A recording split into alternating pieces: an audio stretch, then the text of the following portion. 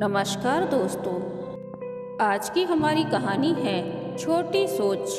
कभी कभी हमारी सोच इतनी छोटी हो जाती है जिसके लिए हम उम्र भर अपनी नज़रों में खुद को गिरा हुआ महसूस करते हैं। आदमी के पास अधिक पैसा होना, उच्च पद पर होना या रंग रूप में अधिक सुंदर होना, कुछ ऐसी बातें इंसान में कभी घमंड पैदा कर देती हैं और इंसान की मानसिकता को छोटा बना देती हैं, जिनसे हमारा समाज प्रभावित होता है।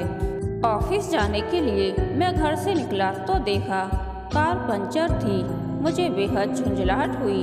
ठंड की वजह से आज मैं पहले ही लेट हो गया था। 11 बजे ऑफिस में एक आवश्यक मीटिंग थी, उस पर यह कार में पंचर।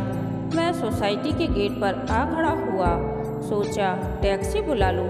तभी सामने से ऑटो आता दिखाई दिया। उसे हाथ से रुकने का संकेत देते हुए मन में हिचकिचाहट सी महसूस हुई।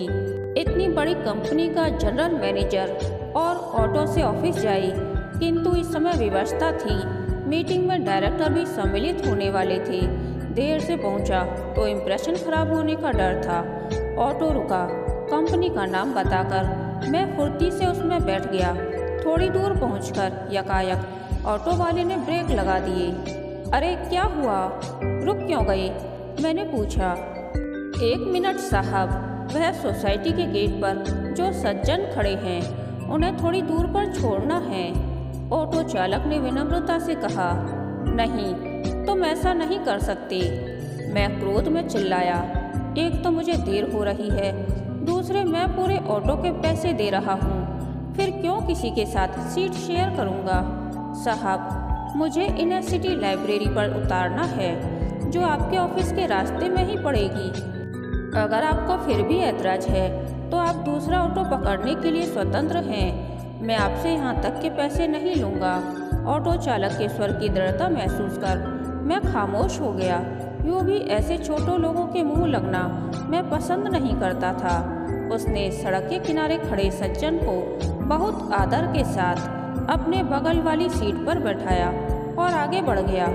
उन संभ्रांत से दिखने वाले सज्जन के लिए मेरे मन में एक पल को विचार पौंधा कि मैं उन्हें अपने पास बैठा लूं। फिर यह सोचकर कि पता नहीं कौन है, मैंने तुरंत यह विचार मन से झटक दिया। कुछ किलोमीटर दूर जाकर सिटी लाइब्रेरी आ गई। ऑटो वाले ने उन्हें वहां उतारा और आगे बढ़ गया। कौन है यह सज्जन?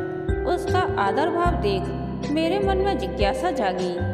उसने बताया, साहब, ये यहाँ के डिग्री कॉलेज के रिटायर्ड प्रिंसिपल डॉक्टर सक्सेना हैं। सर के मेरे ऊपर बहुत उपकार हैं। मैं कॉमर्स में बहुत कमज़ोर था।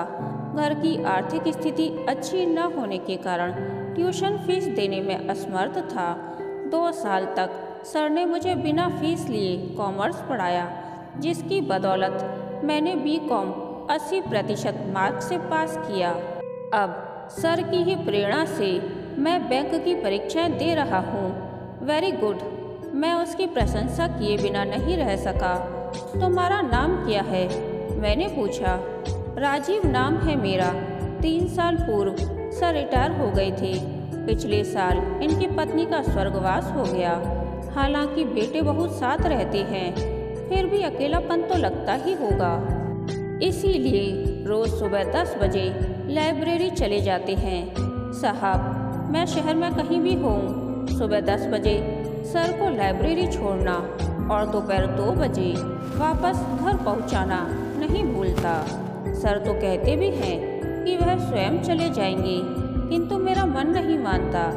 जब भी वह साथ जाने से इनकार करते हैं, मैं उनसे कहता हूँ कि यह मेरी उनके प्रति गुरु दक्षिणा है, और सर की आंखें भीग जाती हैं। न जाने कितने बहानों से वह मेरी मदद करते ही रहते हैं। साहब, मेरा मानना है हम अपने माँ बाप और गुरु के ऋण से कभी उड़ नहीं हो सकते।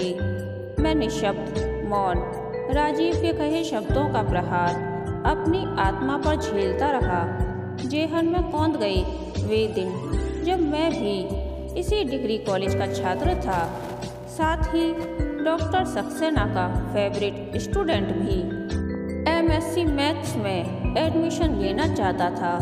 उन्हीं दिनों पापा को सीवियर हार्ट अटैक पड़ा।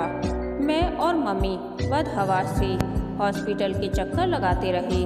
डॉक्टरों के अथक प्रयास के पश्चात पापा की जान बची।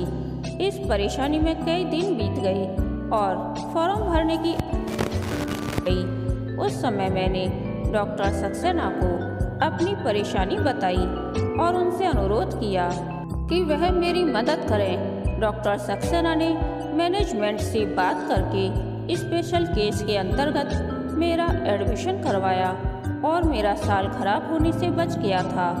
कॉलेज छोड़ने के पश्चात मैं इस बात को बिल्कुल ही भूल गया था। यहाँ तक कि आज जब डॉक्टर सक्सेना मेरे सम्मुख आए तो अपने पद के अभिमान में चूर मैंने उनकी तरफ ध्यान भी नहीं दिया। आज मेरी अंतरात्मा मुझसे प्रश्न कर रही थी कि हम दोनों में से छोटी सोच किसकी है, उस इंसान की जो अपनी आमदनी की परवाह न करके गुरु दक्षिणा चुका रहा था, या फिर एक कंपनी का जनरल मैनेजर जो अपने गुरु को पहचान तक न सका था। आज मुझे अपने आप से आत्मग्लानि हो रही है। कहानी के अंत तक बने रहने के लिए धन्यवाद। यह कहानी आपको कैसी लगी प्लीज़ कमेंट करके बताइए।